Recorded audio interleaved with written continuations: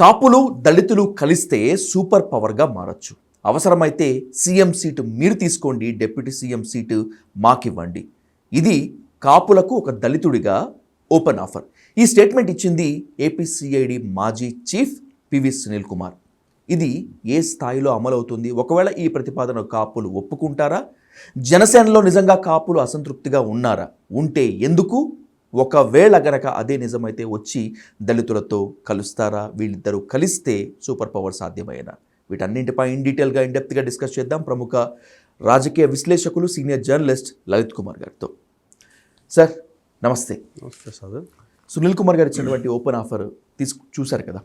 సునీల్ కుమార్ గారు, జడా శ్రావణ్ కుమార్ గారు, అలాగే అమలాపురం ఎక్స్ ఎంపీ హర్ష కుమార్ గారు, ఇట్లా వీళ్ళందరూ ఏకమయ్యి కాపు నేతలారా ఆలోచించండి, సీఎం సీట్ మీరు తీసుకోండి, ఉప ముఖ్యమంత్రి పదవి మాకు ఇవ్వండి అంటున్నారు. అసలు ఇది సాధ్యమయ్యే పనేనా? First thing. రెండో థింగ్, అసలు ఇప్పుడు వీళ్ళిద్దరు కలవాల్సినటువంటి స్పేస్, పొలిటికల్ వాక్యూమ్ స్పేస్ ఏపీలో కానీ తెలంగాణలో కానీ ఉందా? సాధు, వైసీపీ పార్టీ ముందున్న ఏకైక లక్ష్యం ఏంటంటే ఆంధ్రప్రదేశ్లో కాపు సామాజిక వర్గాన్ని ఛిద్రం చేయాలి.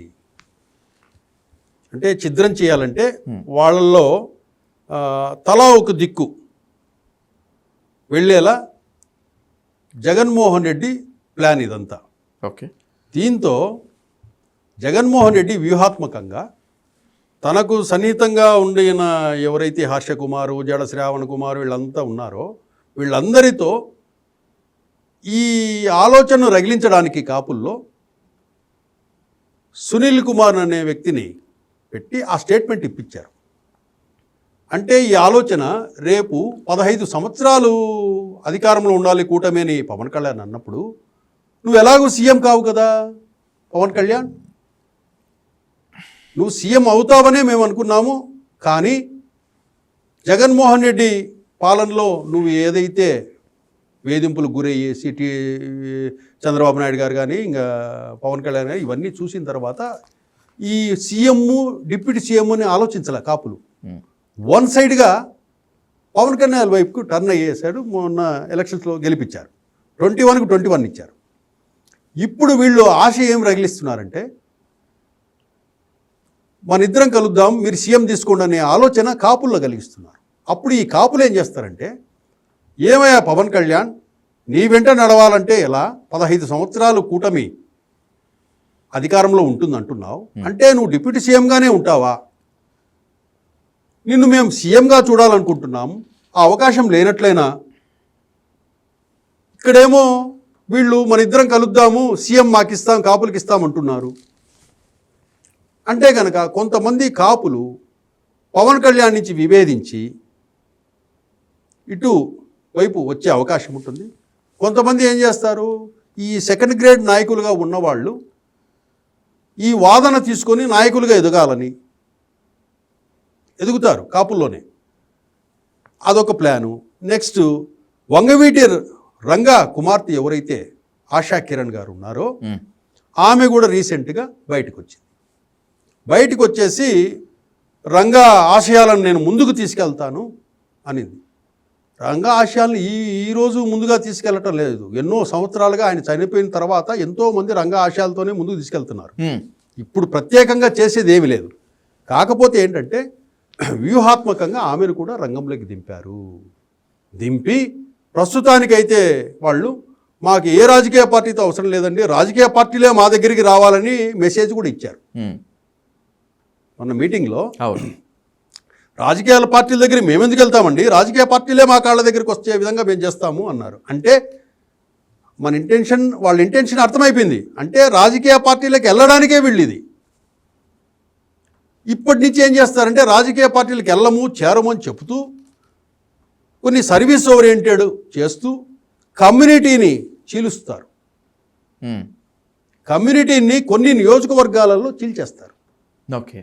చీల్చి ఏం చేస్తారంటే చివరి ఎన్నికల సమయంలో మేము ఈ సర్వీస్ అంతా చేయాలంటే, అంటే ఈ 2 ఏళ్ళు సర్వీస్ ఓరియంటెడ్ చేస్తారు, మేము ఇంకా మరింత ఎక్కువ సర్వీస్ చేయాలంటే ఏదో ఒక రాజకీయ పార్టీలో చేరి ప్రజలకు సేవ చేయాలని ఉంది అనేసి వైసీపీ పార్టీలో చేరుతారు వీళ్ళు.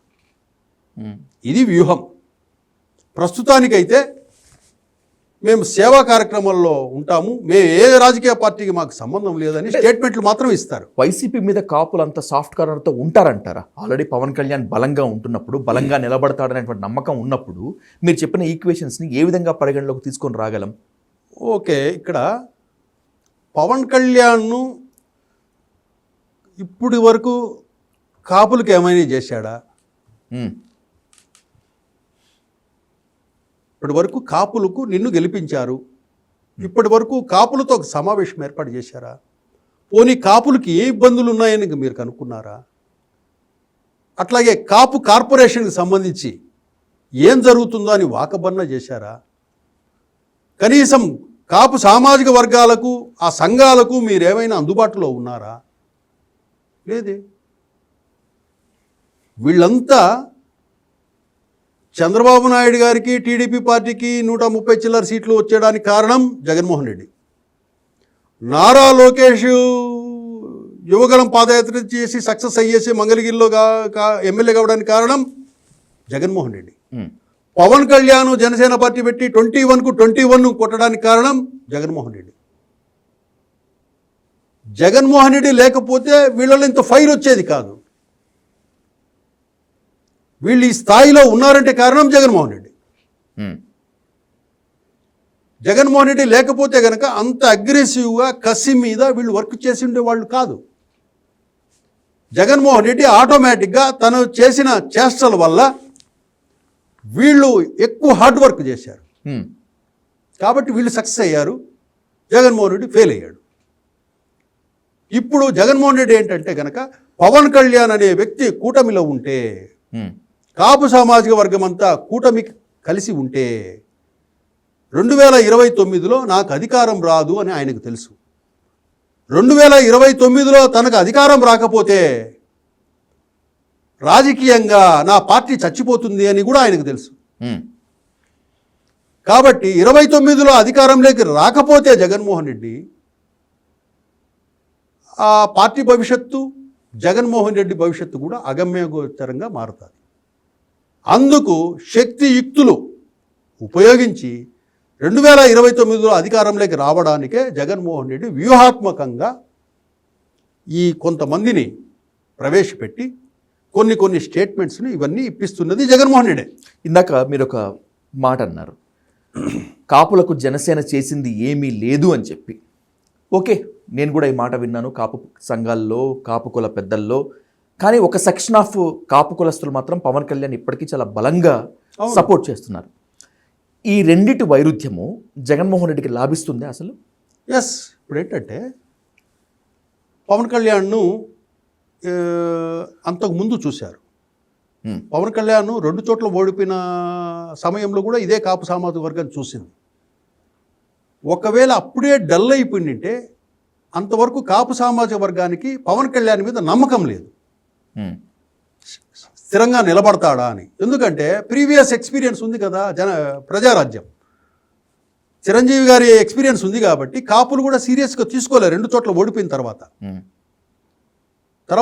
ఎప్పుడైతే 5 సంవత్సరాలు ఆయన స్థిరంగా నిలబడి పోరాడుతూ వచ్చాడో ఆ చివరి సమయానికంతా ఈ కాపుల్లో ఒక కాన్ఫిడెన్స్ వచ్చింది పవన్ కళ్యాణ్ మీద. వచ్చి వన్ సైడ్గా పవన్ కళ్యాణ్ అడాప్ట్ చేసుకుని చేసేశారు.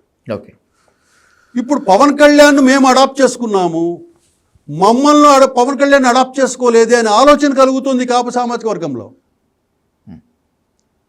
హార్డ్ కోర్ కాపు సామాజిక వర్గం అంతా పవన్ కళ్యాణ్తో ఉండొచ్చు, మిగతా న్యూట్రల్గా అటు ఇటు ఉన్నవాళ్ళు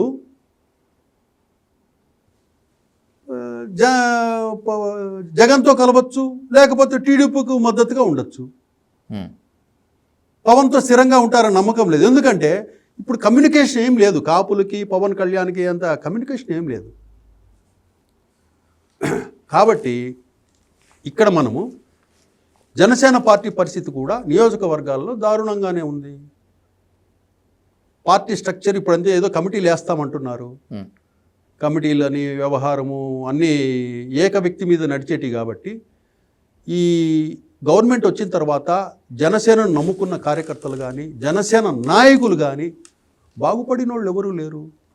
జనసేన పరిస్థితి ఏంటంటే నియోజకవర్గాలలో వాళ్ళ పరిస్థితి దారుణంగా ఉంది. జనసేన నాయకులు కానీ జనసేన కార్యకర్తలు కానీ ఎవరు ఈ గవర్నమెంట్లో 18 నెలలుగా బెనిఫిట్ పొందిన వాళ్ళు ఉన్నారు? ఈ కూటమిలో అక్కడక్కడక్కడ చిన్న చిన్న పోస్టులు, కార్పొరేషన్ పోస్టులు వచ్చే తప్పితే మిగతా బెనిఫిట్ పొందిన వాళ్ళు ఏం లేరు. అంటే నియోజకవర్గాల పరంగా పోతే టీడీపీ కూటమి కాబట్టి ఎక్కువ శాతం డామినేషన్ ఎవరిది ఉంటుంది? టీడీపీ వాళ్ళది ఉంటుంది. అల్టిమేట్గా సూపర్ పవర్ వాళ్లే కదా కూటమిలో. టీడీపీ వాళ్ళే డామినేట్ చేస్తారు. ఒక పోలీస్ స్టేషన్లో కానీ, ఎంఆర్ఓ ఆఫీస్లో కానీ, ఇంకోటి కానీ, కాంట్రాక్ట్ వర్కుల్లో కానీ, గవర్నమెంట్ వర్క్స్లో కానీ వాళ్ళే డామినేట్ చేస్తారు. వీళ్ళంతా స్వతంత్రంగా పోయి కొట్లాడి వాళ్ళని తీసుకొచ్చేంత ఇది లేదు.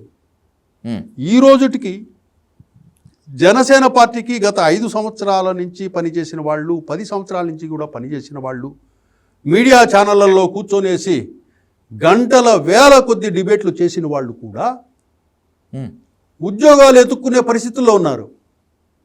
ఎవరి వైఫల్యం ఇది? ఎవరి తప్పిది? జనసేన పార్టీదే తప్పిదం అవుతుంది. ఈరోజు 5 సంవత్సరాల పాటు డిబేట్లలో కొన్ని వేల డిబేట్లలో పార్టీని ప్రొటెక్ట్ చేసుకొని గళం వినిపించిన వాళ్ళు ఈరోజు ఏదన్నా ఉద్యోగం దొరుకుతుందా అని వెతుకుతున్నారు. వాళ్ళకు కూడా వీళ్ళని టీవీలలో చూసి ఉద్యోగాలు ఇవ్వడం లేదంట. ఆ విధంగా ఉంది పరిస్థితి. మీరు ఒకసారి పవన్ కళ్యాణ్ గారు కానీ అసలు 5 ఏళ్ళు పనిచేసిన వాళ్ళు ఎవరయ్యా ఒకసారి లిస్టు తెప్పించుకొని పిలిపించుకొని అసలు ఏం చేస్తున్నారు, మీ జీవనాధారణం ఏంది, ఏం పని చేస్తున్నారు మీరు అని అడగమని చెప్పండి పవన్ కళ్యాణ్. ఒక్కొక్కరి బాధ వాళ్ళు చెప్తే వింట ఆయన ఏం సాయం చేస్తాడో చూద్దాం. అంత దీనస్థితిలో జన సైనికుల్లోని క్రియాశీలకంగా పనిచేసిన కార్యకర్తలు, నాయకులు ఉన్నారు. నియోజకవర్గాలలో అయితే కనుక ఆ 2nd గ్రేడ్లోనో 3rd గ్రేడ్ పార్టీల అంటే మన పార్టీషన్ చూస్తే 1st గ్రేడ్ టీడీపీ అంటే 2nd గ్రేడ్ 3rd గ్రేడ్లోనే ఉండే పరిస్థితి జన సైనికులు. నాయకులు చాలా తక్కువ. అట్లాగే మిగతా నియోజకవర్గాలలో ఇప్పుడు 21 కంటెస్ట్ చేశాం కాబట్టి 21లోనే యాక్టివ్గా ఉంటారు వాళ్ళు. మిగతా అంతా టీడీపీ డామినేషనే ఉంటుంది కాబట్టి వీళ్ళు 2nd grade పౌరుల్లాగా 2nd grade party లాగానే మిగతా నియోజకవర్గాల్లో ఉంటారు. వాళ్ళు ఏదన్నా పని కావాలంటే ఎక్కడికి వెళ్తారు? ఆ టీడీపీ ఎమ్మెల్యే దగ్గరికి పోయి అడుక్కోవాల్సిన పరిస్థితి. కొట్లాడే పరిస్థితి లేదు, ఇక్కడ అడుక్కునే పరిస్థితి ఉంది. అటువంటి పరిస్థితుల్లో ఈ అవమానాలన్నీ చూసిన తర్వాత జన సైనికులు కానివ్వండి, కాపు సామాజిక వర్గాన్ని కానివ్వండి, పవన్ కళ్యాణ్ అభిమానులైనా కానివ్వండి, వాళ్ళల్లో కొంచెం వ్యతిరేకత వస్తుంది. ఏమయ్యా పవన్ కళ్యాణ్, నీకోసం రాత్రి బౌళ్ళు కష్టపడి మేము చేశామే, జెండాలు పట్టుకొని తిరిగామే, ఎంఆర్ఓ ఆఫీసులో ఒక చిన్న పనికి నేను అడుక్కోవాల్సిన పరిస్థితి ఏర్పడిందని ఆ వ్యతిరేకతతో ఏం చేస్తారంటే వీళ్ళంతా జగన్కు జై కొట్టే అవకాశం ఉంది. అక్కడ తప్పు ఎవరిది? టీడీపీది తప్పే, జనసేనది తప్పే. ఈ తప్పు వల్ల ఈ వ్యతిరేకత వచ్చి వీళ్ళంతా కూడా ఎక్కడికి వెళ్తారు? వేరే ఆప్షను బీజేపీ అంటే అంతో ఇంతో దానివైపుకి వెళ్ళలేరు.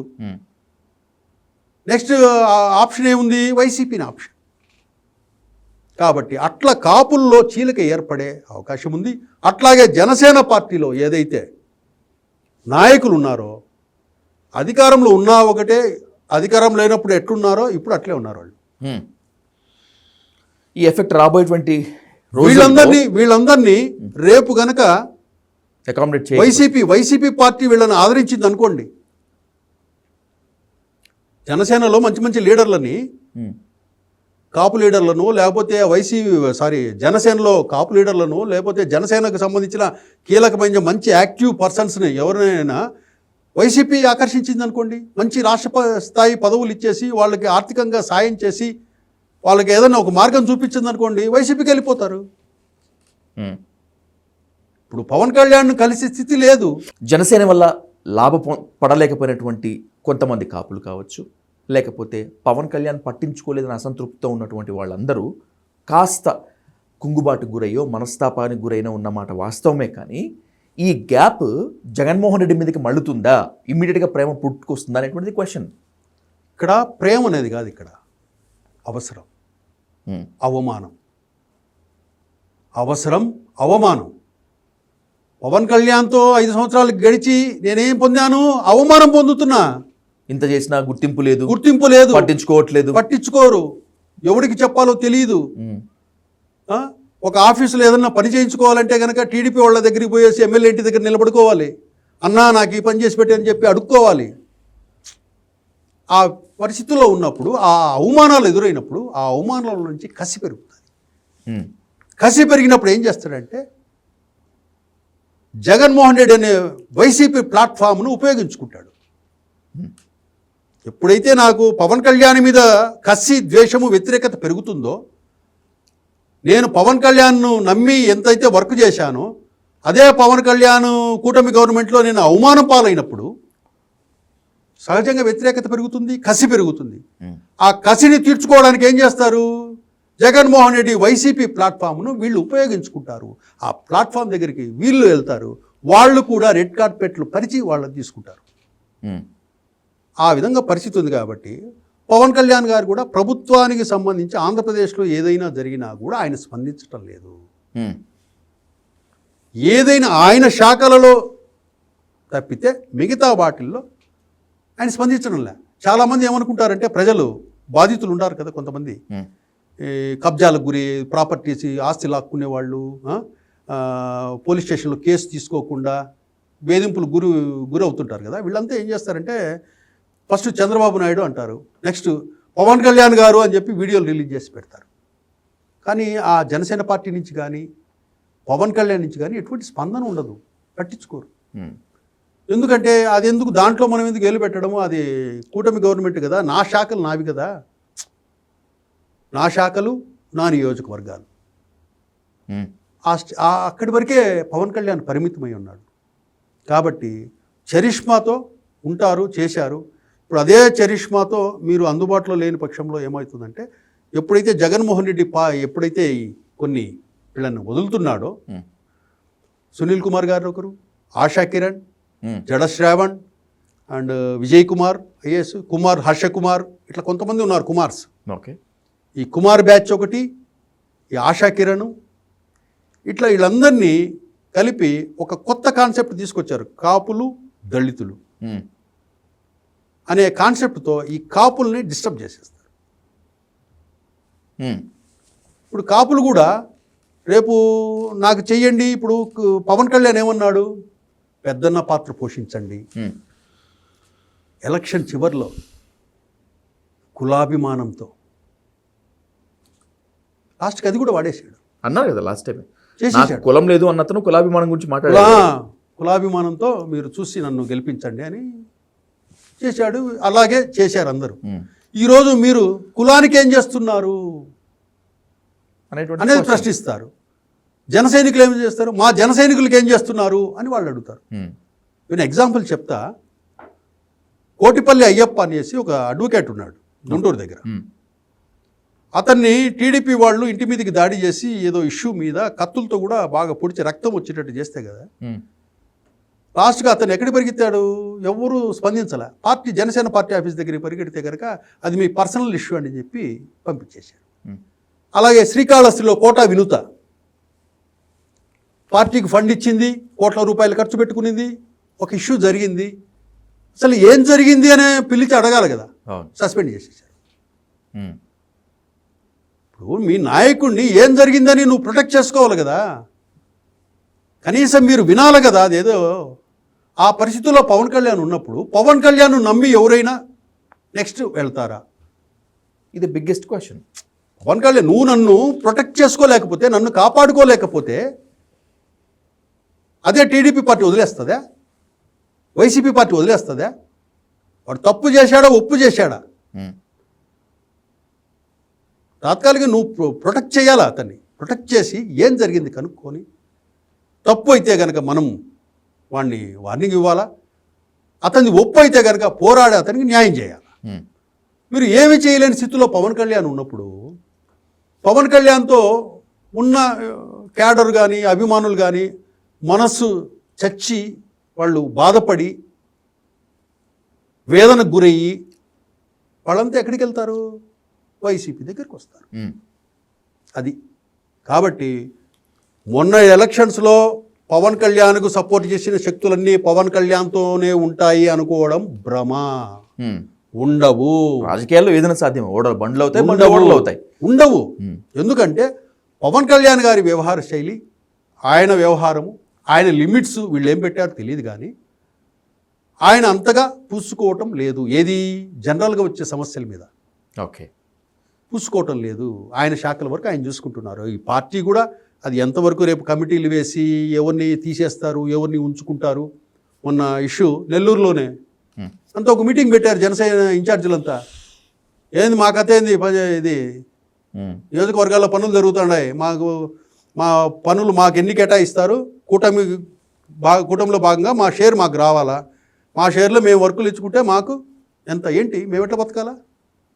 టీడీపీ వాళ్ళు బతుకుతున్నారు, వైసీపీ వాళ్ళు అంతకుముందు బతికారు, మేమెట్లా బతకాలా? నువ్వేమో అవినీతి చేయొద్దంటావు, నీతి నిజాయితీగా ఉండమంటావు, నీ జెండాలు పట్టుకొని మా ఇంటి దగ్గర తిని మీ ఇంటి దగ్గర పనిచేయాలా? ఏదో బతకాలి కదా వాళ్ళు. నామినేషన్ వర్క్స్ ఉంటాయి, ఆ వర్క్స్ ఇంకొకరికి ఇచ్చుకుంటారు, ఆ వర్క్స్లో కమిషన్ వస్తుంది. ఇంకా వాళ్ళు ఎక్కడి నుంచి పెడతారు ఎక్స్పెండిచరు పార్టీకి? ఎగ్జాక్ట్లీ. ఇదే విషయము ఇదే ఎన్ఆర్ఐస్ జనసేన పార్టీకి కొన్ని కోట్ల రూపాయలు ఇచ్చిన వాళ్ళు ఉన్నారు, డొనేషన్స్. ఇదే జనసేన పార్టీకి మీటింగులకు డబ్బులు లేకపోతే కనుక ఎన్ఆర్ఐలకు మెసేజ్ వెళ్ళేది, పార్టీ ఆఫీసులో డబ్బులు లేవు, సభ ఉంది, డబ్బులు వేయండి అంటే కనుక ఈ ఎన్ఆర్ఐస్ కాపు సామాజిక వర్గానికి సంబంధించిన వాళ్ళు ప్లస్ జనసేన అభిమానులు, పవన్ కళ్యాణ్ అభిమానులు వీళ్ళంతా 50,000, 60,000, లక్ష అని చెప్పి ఆ అకౌంట్కు ట్రాన్స్ఫర్ చేసేవాళ్ళు. అలాంటి ఎన్ఆర్ఐలను పట్టించుకునే దిక్కు లేదు. అలాంటి ఎన్ఆర్ఐల్ని జనసేన పార్టీ పవన్ కళ్యాణ్ పట్టించుకునే దిక్కు లేదు. ఇక్కడ బోర్డులు పట్టుకొని వీడియోలు పెడతారు, పవన్ కళ్యాణ్ గారు మా ఆస్తి లాక్కుంటున్నారు ఆంధ్రప్రదేశ్లో, రక్షించండి, కాపాడండి, నేను జన సైనికుడిని అని బోర్డులు పెట్టుకునే పరిస్థితి ఉంది. ఎవడన్నా ఒక్కడు కాపాడుతున్నాడా? కాబట్టి వీళ్ళు ఆ మాయలో పవన్ కళ్యాణ్ అయినా అంతే, టీడీపీ అయినా అంతే, అంతా అంతే. కాబట్టి ఏదేమైనా కూడా పవన్ కళ్యాణ్కి మాత్రం థ్రెట్ అనేది ఉంది. పవన్ కళ్యాణ్ ఓటింగ్ కానివ్వండి, పవన్ కళ్యాణ్ జన సైనికులు, ఇదంతా థ్రెట్ పవన్ కళ్యాణ్కి బాగా ఉంది. టీడీపీకి ఉన్న ఓటింగ్ టీడీపీకి ఉంటుంది, సాలిడ్. అది సంప్రదాయబద్ధకంగా కొన్ని సంవత్సరాలుగా వస్తున్నది. కానీ పవన్ కళ్యాణ్కి అట్లా కాదు. పవన్ కళ్యాణ్కి మొన్న ఏర్పడింది ఓటింగ్ బేస్.